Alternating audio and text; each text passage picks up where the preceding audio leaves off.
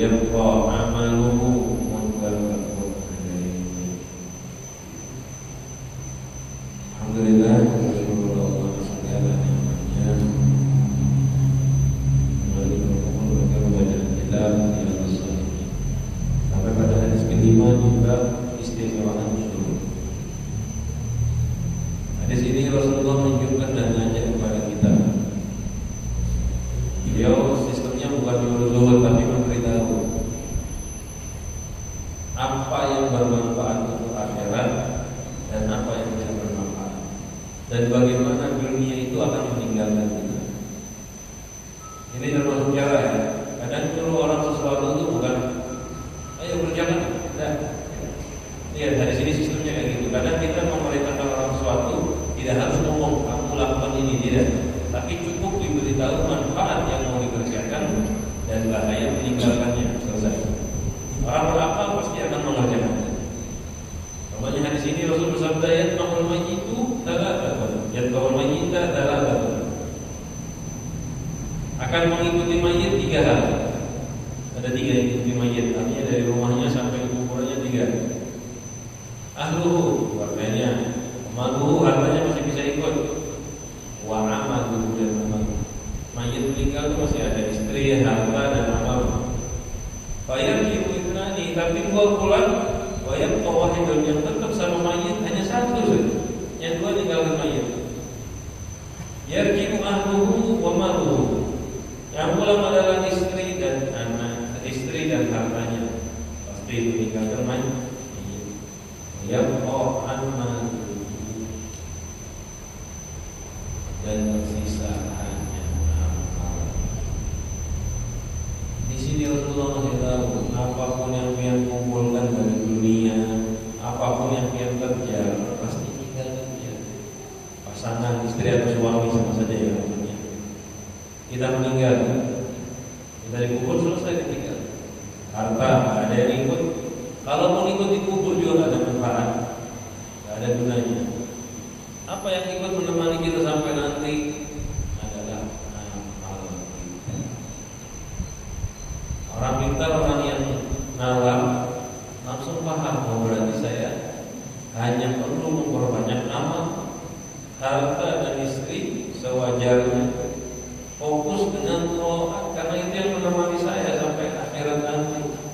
Kecuali memang istri, pasangan, suami, anak yang digunakan untuk taat, ya, dalam arti mendidik anaknya taat, mendidik istrinya taat, bukan karena dan perempuannya, tapi karena amalnya akan bantu dia di akhirat nanti. Jadi kalau kita nikah, kemudian pasangan kita bantu, kita jaga dalam taat, itu nanti akan bermanfaat di akhirat. Tapi kalau cuma hanya sekedar pasangan bernikah saja, enggak. Jangankan pasangan, orang tua sama anak ada manfaatnya kan. Kemudian berulama komentari, umumnya, walabi, waswahibatihi, hari di mana orang lari dari saudaranya, dari ibu dan ayahnya, dari swahibatihi, istri dan anak-anak.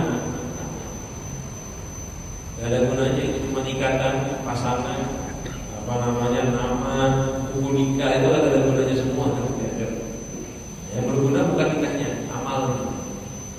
Bukan sekedar ikatannya, tapi amal. Kalau orang pintar seperti itu yang berpikir, berarti saya harus fokus dengan yang kekal bersama-sama, yaitu amal. Jadi kita sudah melihat teman-teman kita yang meninggal dunia, orang sekitar kita. Bahkan kita melihat ada orang yang keluarganya meninggal, nangisnya bukan main, kira saya tidak bisa hidup tanpa dia. 1 bulan. Saya pernah dengarkan orang nangis-nangis, ngomong sama keluarga gue, kok bisa saya? Bukan kok bisa, bahasanya pokoknya saya gimana, saya punya anak, saya ini dan itu, nggak bisa hidup saya. Panjang lebar, dapat 2 minggu udah jalan-jalan. Sudah jalan-jalan, udah happy, bukan nggak bisa hidup, udah happy, udah jalan-jalan. Memang begitu manusia. Siapapun yang pergi ninggalin dia bisa dia lupakan. Yang pergi ninggalin kita bukan lupa. Mati itu udah lupa. Di awal mungkin dia nangis-nangis, tapi belum pernah ada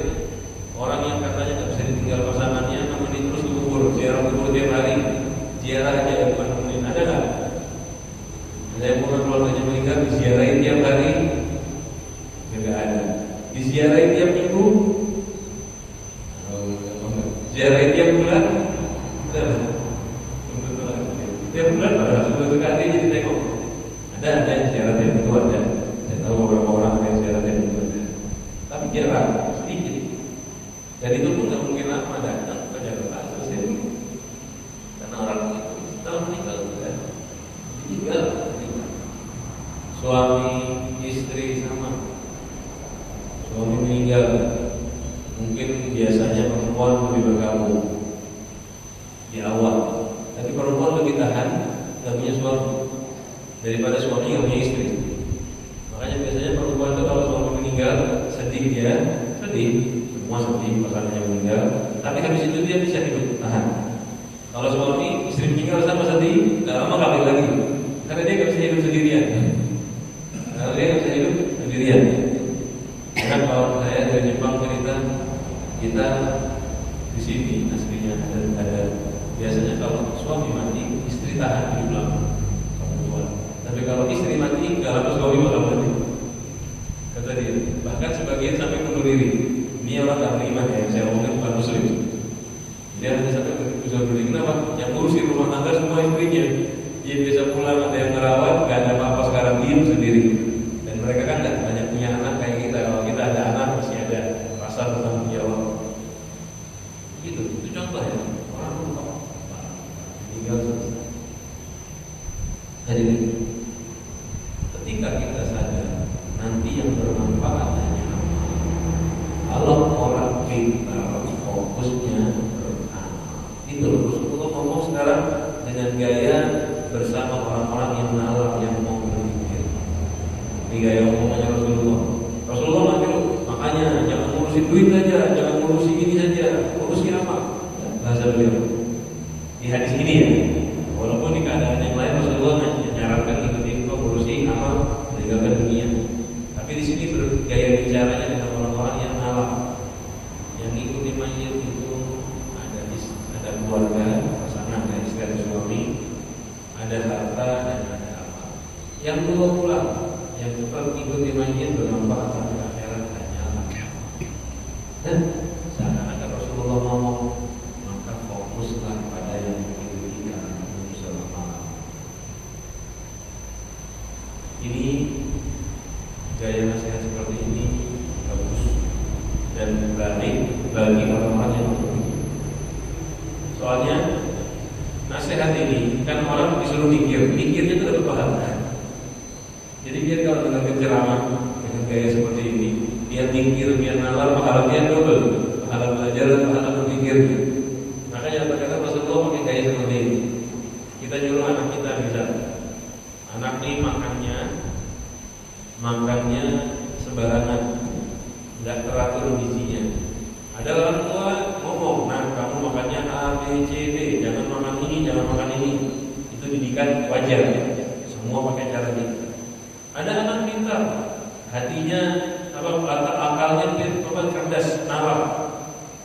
Orang tuanya ngomong ini, makanan yang bergizi itu ini.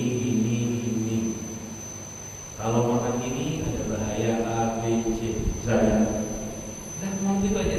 Akhirnya anaknya mikir dengan sendirinya kita. Dan bahkan kadang-kadang ini juga dipakai sama marketing. Orang mau jual, mau menawarkan barang dia. Ini contoh orang mau menawarkan apa? Bisa air minum. Kalau mau menawarkan air minum, kadang ada yang ngomong, ayo Pak beli, harganya murah loh. Ada yang datang tapi ya dia nggak ngomong suruh beli, nggak ngomong apa dia awal. Dia ngomong air yang ada dari sumur kita, dari air bisa apa itu mengandung bakteri A, B, C, D. Sulit untuk dihilangkannya. Ketika direbus, bakteri mungkin mati, tapi beberapa manfaat asli air berubah. pH-nya berubah, ini yang berubah. Air yang aman adalah air yang ini dikasih lah itu air jualannya dia. Kita diomongin kayak gitu, udah mikir duluan. Oh berarti air di rumah mulut bahaya lah. Oh berarti ini. Terus dia kasih tahu air ini. Dia belum nawarin, sebetulnya hati udah tertarik. Belum dia ini aja. Selesai dia ngomong baru. Dia nggak nawarin, dia cuma nanya, Bapak mau beli berapa? Mau beli berapa dia cuma nanya jumlah. Ayo Pak beli nggak? Dia juga ayo Pak beli. Cuma dia nanya Pak mau beli berapa? Seakan-akan kita udah pengen beli dari awal. Padahal kita aslinya belum kita. Itu banyak yang berhasil kayak gitu. Kenapa? Karena dia bukan mengajak menyuruh, tapi dia gerakkan pikiran kita untuk tertarik. Nah Rasulullah seperti itu. Ulama dalam menyampaikan cara dakwah seperti itu. Jadi pintar-pintar dan sering-sering. Kita juga kalau yang ngajar didik anak, bukan ngajar pengajian saja, didik anak, ya lihat kualitas kemampuan anak dia. Bisa dengan cara kayak gini, ini cara paling tepat. Memang didikan paling bagus itu nanti syarat. Ketika yang dididik paham. Tapi kalau tak paham barulah dengan nasihat orang-orang. Sekarang kita tinggal berpikir apa yang kita siapkan untuk akhirat nanti, apa yang kita siapkan untuk bulan nanti. Keluarga, amal, atau harta, mana yang paling banyak yang kita siapkan. Mudah-mudahan keluarga kita bahagia, harta rezekinya lancar, dan keduanya digunakan untuk amalan akhirat. Ini yang paling sukses. Istri atau suaminya digunakan untuk amal akhirat, hartanya digunakan untuk amal akhirat, sehingga dia berhasil sukses di akhirat. Wa anhu qala, radhiyallahu anhu qala, dan selanjutnya hadis sama riwayat dari Anas bin Malik juga. Rasulullah SAW bersabda, "Yu'ta bi an'ami ahli dunya min ahli an-nar yaumil qiyamah." Nanti didatangkan di akhirat bi an'ami ahli dunya, orang yang paling banyak nikmatnya dari penduduk dunia. Min ahli nar dibandingkan dengan dari ahli neraka yaumul qiyamah. Jadi nanti di akhirat ada penduduk neraka. Dia di dunia ini orang yang paling banyak nikmatnya. Bisa masuk hidup dia paling kaya di dunia, paling banyak nikmatnya. Di akhirat masuk neraka. Bangkit dari neraka. Fa yusbaqu fin nari sawatan. Kan dia ahli neraka, lalu dimasukkan ke dalam neraka, dicelupkan sekali, sawatan dicelupkan sekali. Ini belum masuk neraka lama ya, baru dipanggil fulan bin fulan, ini orang paling kaya, paling banyak duitnya, paling nikmat pokoknya hidupnya. Setelah datang, dimasukkan ke neraka, dicabut sekali saja dicelupkan. Tsumma yuqal, lalu habis itu ditanya kepada orang paling kaya tersebut, ya ibn Adam, wahai manusia, hal ra'aita khairan qad, kamu pernah tidak mendapatkan kebaikan? Waktu ya, sekalipun pernah tidak kamu mendapatkan kebaikan. Hal marra bika na'imun qad, kamu pernah mendapatkan nikmat? Wa yaqulu, lalu orang tadi yang paling nikmat di dunia, dia ngomong bahwa saya tidak merasa, saya tidak pernah bahagia. Padahal di dunianya enak, di dunianya hartanya paling banyak. Saat satu kali dicelupkan di neraka, dia gosah ya baru satu kali, jangan dikeluarkan lagi. Dia bukannya disiksa masih lama, baru satu kali dimasukkan dikeluarkan. Kamu pernah tidak enak? Itu baru satu kali. Padahal selama hidupnya di dunia orang paling nyaman. Siksaan neraka yang sekali itu membuat lupa hilang kelezatan yang pernah ada. Siapa yang jadi kalau sekarang kan ada datanya ya, orang paling kaya di dunia ya. Seandainya dia meninggal dalam keadaan kufur dalam Islam, pasti masuk neraka. Itu sekali celup di neraka hilang itu triliunernya semuanya. Angka tertingginya, yang mudah-mudahan dia diberi hidayah masuk Islam. Dan dia ngomongin orang kafir, yang ini masih hidup saja. Jangan sampai orang asasi dan itu namanya harapannya mudah-mudahan diberi hidayah masuk Islam. Karena dengan orang pertama di dunia menyampaikan yang hartanya sampai sekian, paling banyak nih, paling kaya sekarang di dunia. Dia orang Muslim. Seandainya mati begitu, sekali dicelup akan ke neraka di luar lagi, itu hilang semua. Rasa dan kenikmatannya. Seandainya memang benar-benar hidupnya di dunia ini. Apalagi nggak mungkin ada orang hidup nikmat banget terus-terusan kan. Sekaya-kayanya orang pasti banyak masalah juga. Orang yang paling nikmat hidupnya itu sekali celup neraka lupa. Pernah nggak sih yang lagi senang-senang nikmat-nikmat, tiba-tiba kena masalah langsung nikmatnya hilang? Contoh, dia lagi pergi jalan-jalan, happy-happy di jalan, alhamdulillah ada masalah pas pulang kecelakaan. Pulang ke rumah masih ingat gak dengan happy-happy di jalan? Apa langsung susahnya ini? Dia jalan-jalan terus pulangnya dengan masalah apa? Setelah itu yang diingat sama dia senang apa susahnya? Senangnya masih terasa ya? Jangankan ada masalah, kecapean aja, kecapean pulang dari jalan-jalan capek badan, yang diingat capeknya. Alhamdulillah apalagi neraka, sisa neraka itu tak terbayangkan. Semua nikmat dunia bisa aja ya, dia punya bumi dan seisinya. Kayaknya dia bukan cuma tanah kaplingan, tapi dia punya kekayaan bumi dan seisinya. Sekali celup neraka hilang. Kalau di sini, kalau dikasih gambaran oleh Rasulullah bahwa seluruh nikmat dunia dicelup sekali neraka langsung hilang. Lalu mana yang dikatakan nikmat? Betul itu? Enak nggak ini? Kalau enak sesaat terus bisa hilang, berarti enaknya tak hakiki. Kebalikannya sekarang. Wa yutabbi'u syarrina sibusan di dunia min ahli jannah.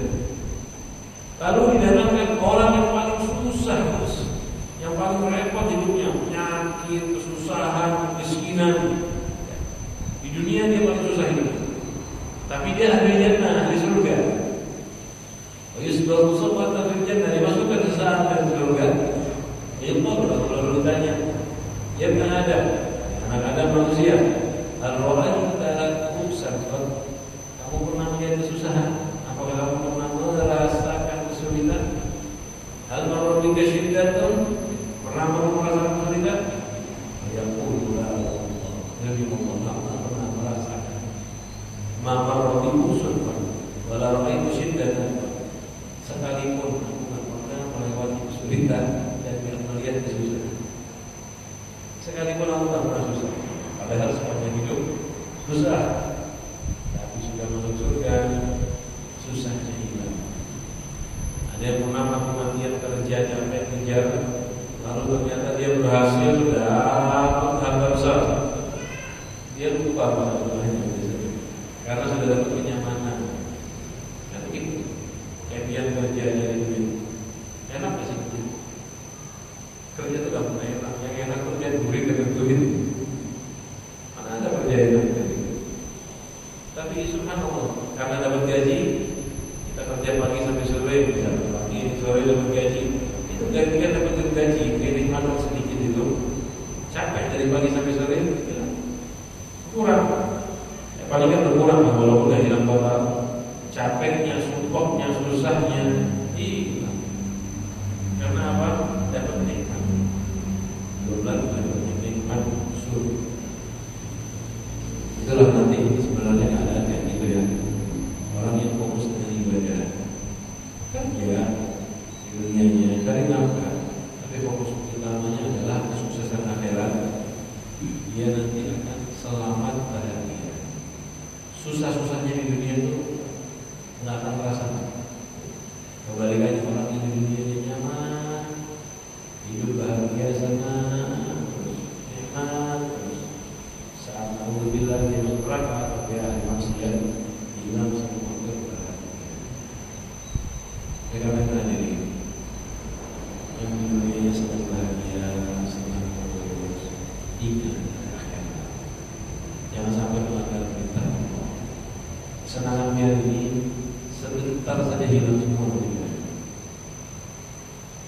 Seandainya orang yang paling nikmat sekali masuk neraka sesaat hilang, apalagi kita yang nikmatnya pas-pasan.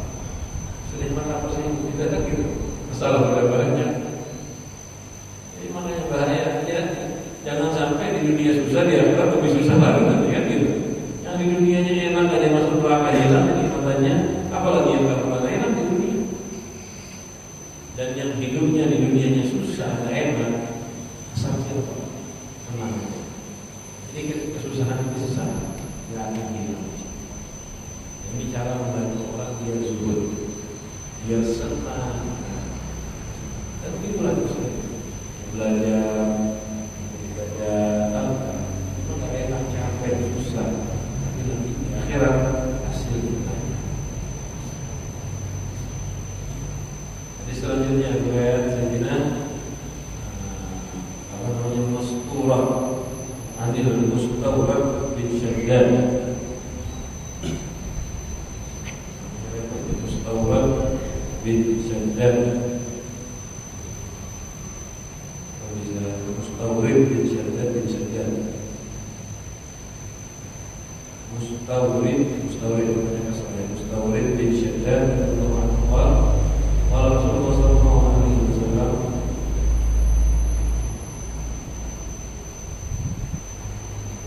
man dunya fil akhirati illa mithlu ma ya'malu ahadukum usbu'ahu fid dunya falyanzur bima yarja.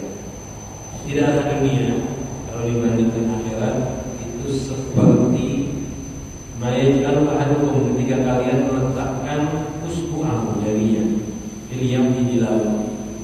Yang pernah pantai kalau kita masukkan air ke laut, ya, falyanzur bima yarji, diangkat jarinya, lihat berapa banyak kita dapatkan. Tadi status kan sama jadi banyak uang. Status ini dibandingkan tahun ke berapa banyak? Berapa kali lipat kira-kira? Bisa dihitung sudah kali lipatnya. Begitulah dunia. Bahkan lebih kecil dari dunia.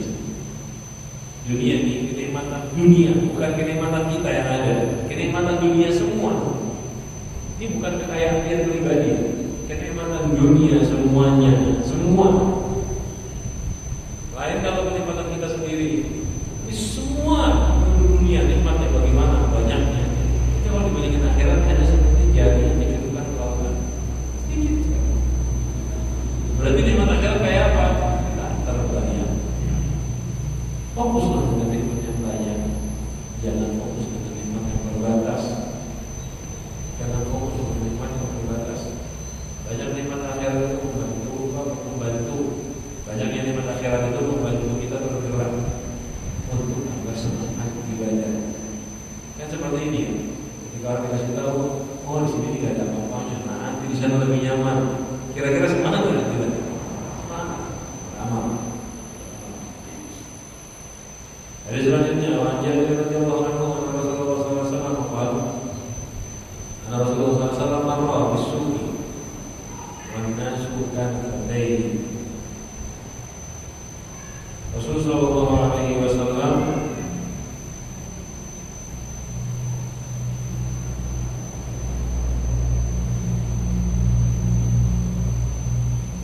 dua riwayat ya, marra bis-suq, berjalan di pasar, wan-nasu kadzaini. Catatan pertama kadzaini, yang kedua riwayat kedua kadzaini. Catatan kedua artinya orang-orang di sebelahnya Rasul. Kalau kadzaini di sebelahnya, kalau kadzaini di dua sisi. Famarra bil jadyin asakkan. Lalu Rasulullah SAW melewati jadi itu kambing kacang. Kambing kacang. Kambing kacang itu ukurannya kecil. Asakkan yang nggak ada kupingnya atau kupingnya kecil. Mayyitin yang lemah. Mayitnya kambing itu kalau punya kecil,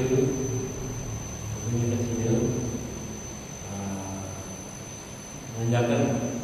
Kalau kupingnya karena penyakit kecil, nanjakan berarti ada masalah di daging.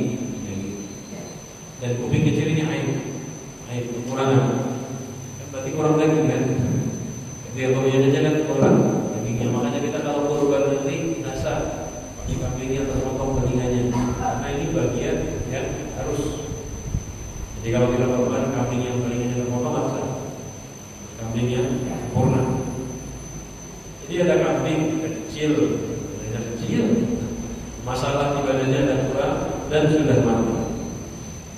Pada awalahu fa'akhadha bi mudhihi. Lalu Rasulullah SAW mengambil kambing tadi dan memegang telanganya. Tsumma qala, Rasulullah bersabda, ayyukum yuhibbu an yakuna hadza lahu bidirham. Mana orang yang mau bayar kambing ini dengan 1 dirham? Orang yang mau beli siapa dirham? Sahabat jawab, qala man yuhibbu an maulana bi syai'in. Mana senang ya Rasulullah, kita nggak pengen bayar pakai apapun juga nggak mau beli kambing mati gitu. Wa ma nasna'u bihi, mau buat apa kita? Apa? Wa ma nasna'u bihi, dan apa yang akan kita berbuat dengan kambing mati tersebut? Tsumma qala tuhibbunahu anna lakum. Mau nggak ini buat kalian aja, sudah hadiah, nggak usah dibeli.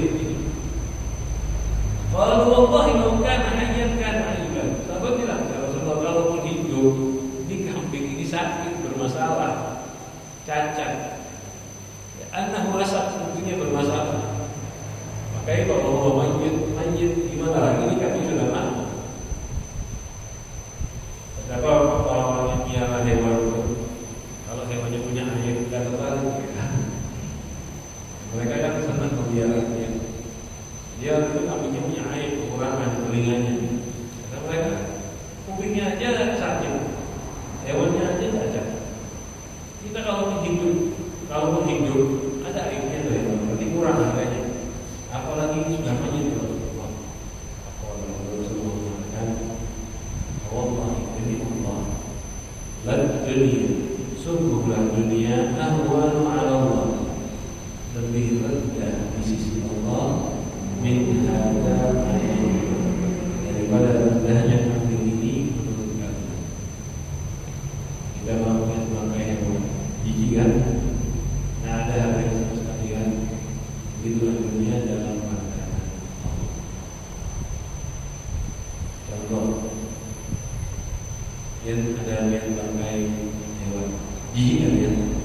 Suka tidak? Ya kan? Lalu biar ada orang rebutan tadi. Kira-kira orang yang kita senangi ya? Ada bangkai hewan, kita kan pasti jijik dengan bangkainya, yang senang. Lalu ada orang sedang berebutan bangkai tadi. Kita melihatnya dengan orang tadi senang tidak? Yang kira-kira senang nggak dengan orang yang rebutan? Cinta kan? Bahkan orang yang kita cintai itu langsung kita jijik karena dia rebutan bangkai. Begitu hadirin, saat kita ini dipandang oleh Allah dengan rebutan bangkai, Allah melihat dunia hina seperti itu. Kita rebutan dunia. Dan ini contoh yang banyak dipakai oleh ulama. Jangan sampai rebutan dunia, karena kita akan dibenci juga oleh Allah. Allah akan benci dengan kita saat hal ini kita rebutan. Dan Imam Ghazali juga mengatakan, para ulama mengatakan, dunia itu ibaratkan seperti bangkai bagi orang yang sudah tidak ada apa-apa lagi. Jadi para sahabat, memang seperti hadis Rasulullah, para ulama sufi menganggap dunia seperti bangkai. Jadi mereka sedikit pun nggak nyolek dunia. Tapi kan mereka makan sedikit sekali. Kayak itu bangkai itu. Jadi hanya ukuran darurat, cuma sekedar buat nyambung hidup. Seperti itu. Karena tahu hinanya dunia di hadapan.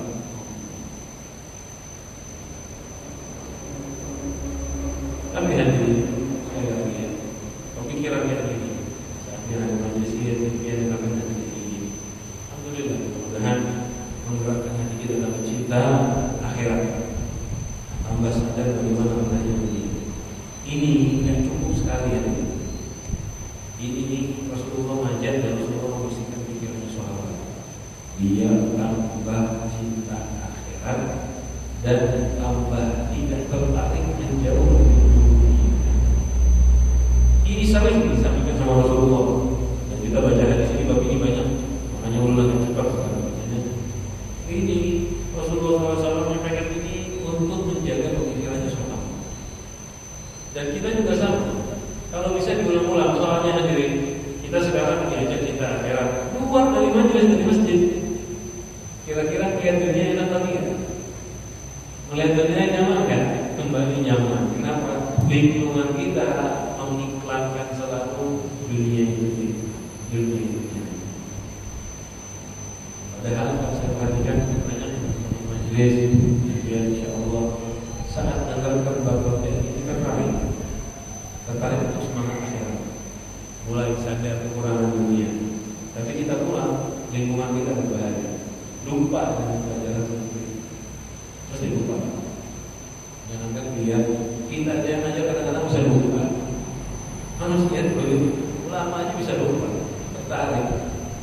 Dengan ketimpangan dunia kenapa? Yang diinginkan dunia. Keluar dari masjid mulai kelihatan ada mobil nyaman, tertarik, ada makanan enak, enaknya, diiklankan harta dan sebagainya. Kan tiap hari kita pergi dapat iklan terus, bukan iklan di TV, hanya kita dipancing dari kawan dari manapun, dibuat tertarik dengan dunia. Makanya hadis kayak tadi, kalau cuma dibaca sesekali, lupa, harus diulang-ulang, agar benar-benar tidak cinta dunia. Kalau sudah sering diulang, jadilah pikiran kita mantap. Setiap melihat dunia, tenang hatinya dan tertarik. Inilah Allah. Jadilah sampai pada tingkatan setiap dia melihat dunia di hati dia ada kalimat begini: Allahumma la aisha illa aisha. Itu pandangan yang berbeda.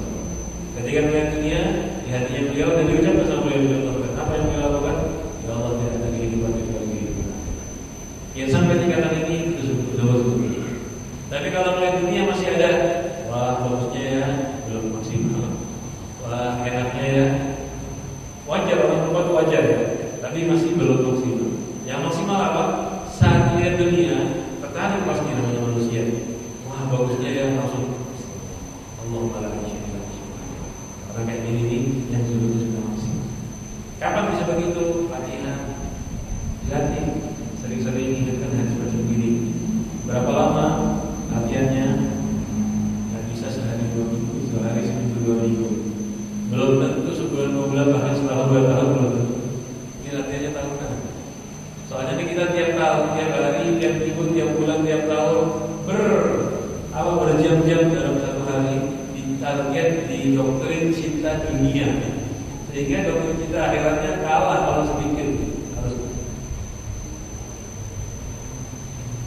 Lalu hadis selanjutnya dari Abu Dzar radhiyallahu anhu.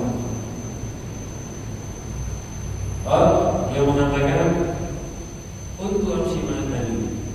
Aku berjalan bersama Nabi Muhammad sallallahu alaihi wasallam di Habatin Madinah, pada satu daerah di Madinah. Jadi beliau berjalan dengan Rasul sallallahu alaihi wasallam. Astagfirullah anhu faqala ya Abu Dzar, lalu di perjalanan, ketika beliau berjalan, ada seseorang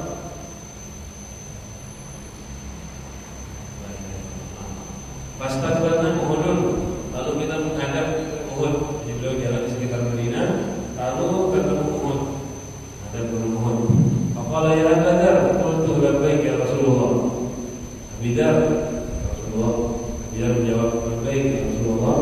Faqala ma yusurruni anna inni mithla Uhudin hadza dhahaban.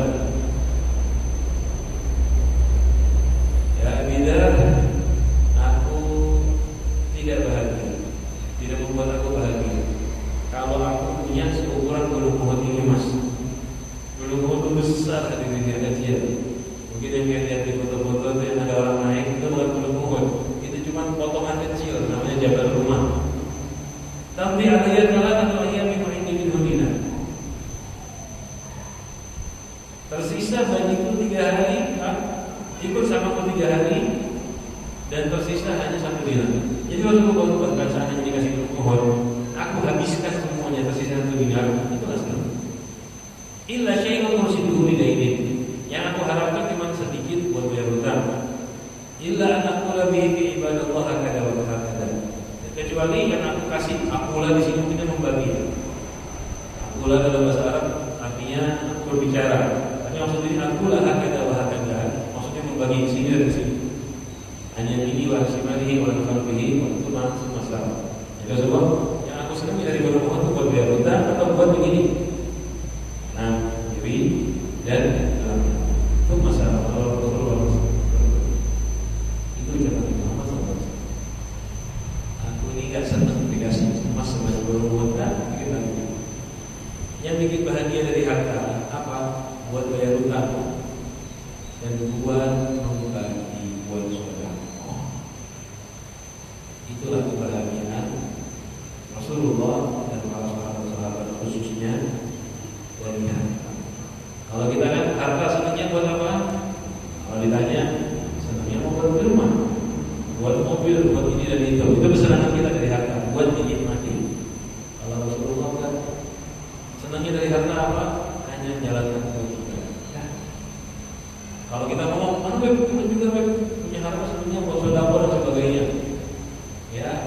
tahu ya kalau kita gimana. Cuman kebanyakan kalau kita ngomong itu bohong. Kenapa? Sedekahnya berapa persen sih sama yang kita pakai buat iman-iman? Kalau Rasulullah bersabda, innal aktsarina humul aqallun. Orang yang paling banyak di dunia itu adalah orang paling miskin, paling susah di akhirat nanti di kiamat. Illa man qala bil mali hakada wa hakada wa hakada. Kecuali orang yang di akhirat nanti menyodaqahkan hartanya ke kanan, ke kiri, depan dan belakang. Wa qalilun ma hum, orang seperti ini sedikit. Orang seperti ini sedikit kata Rasulullah. Dia yang dapat harta murni, cuma ngambil wajib, sisanya sedekah. Lalu Rasulullah bilang ke Anas, ya Anas, maka nakala tabrah, tunggu di sini wahai Anas, jangan pindah. Hatta atika, lalu nanti aku akan datang. Lalu Rasulullah pergi di gelapnya malam, hatta tawar sampai beliau tak kelihatan. Rasanya itu sultan pada beberapa alam mendengar ada suara berangkat. Kata Allah, "Ma'yakun ahadun awal bin Nabi." Lalu takut saat itu ada seseorang yang menyerang Nabi. Aradu anatiyahu, aku pengen datang ke Nabi, tapi aku ingat Rasulullah bilang jangan pergi, jangan keluar. Jadi diam di situ. Pada apa kata adani? Waktu dalam saat itu sultan takhawwaftu minhu. Lalu ketika Rasulullah SAW datang, Sayyidina Abi Dzar cerita, ya Rasulullah, aku dengar suara dan takut dan pikir ada apa-apa. Rasulullah bilang, hal saya tahu. Dengar kamu dari wahai Abi Dzar ada suara?